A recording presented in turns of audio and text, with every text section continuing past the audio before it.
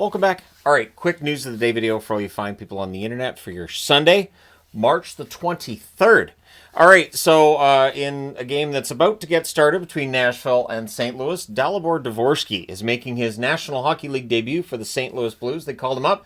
I'm anxious to see how he plays. Dvorsky's one that going into that draft, I was really hoping a team that I rooted for would get. So for St. Louis, I hope he succeeds. In terms of players in that draft class, he was seen as having a very high ceiling. But even the floor to his game, meaning the bare minimum, was the third liner, was what I saw, was that he was at the very bare minimum and that the potential was much higher than that. So, yeah, Dvorsky gets to make his debut today. Kovacevic, after last night's loss for the Devils, told reporters that the team needs a playoff mentality down the stretch here to get themselves going. And I've talked about that too, how some teams may not have the motivation other teams do. Sheldon Keefe was asked about this at the presser after that, and his answer was it would help if Kovacevic played better. Then that was the end of the presser. So, I mean, he's not wrong. And odds are that everybody in New Jersey has to take some of the blame. But, he basically said, Kovacevic needs to play better. So, there you go.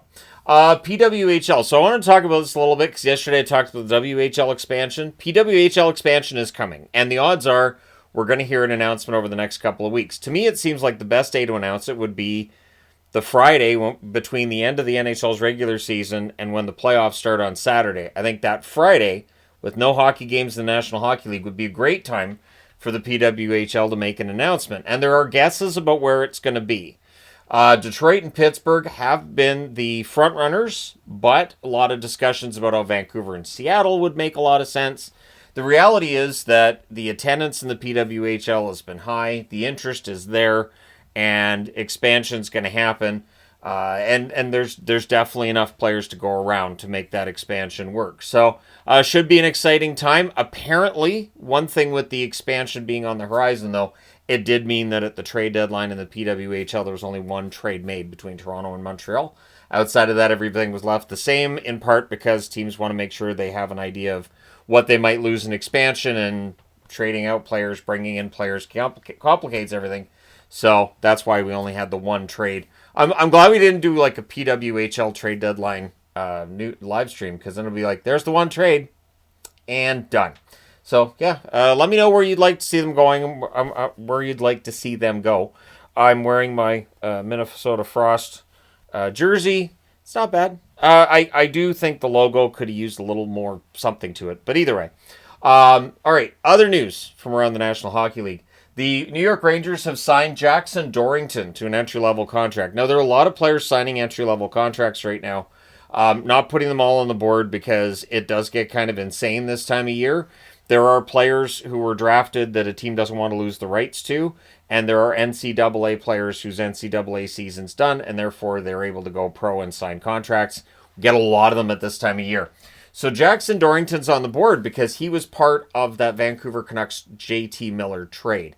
And Dorrington, there's some speculation that this could end up being a steal for the New York Rangers. Well, now he's signed an entry-level contract. He'll report to Hartford for the rest of this season and then be in training camp for the New York Rangers next season. Canucks news, both Pettersson and Höglander absent from practice today for the Vancouver Canucks. They aren't ruled out for tomorrow's game against New Jersey.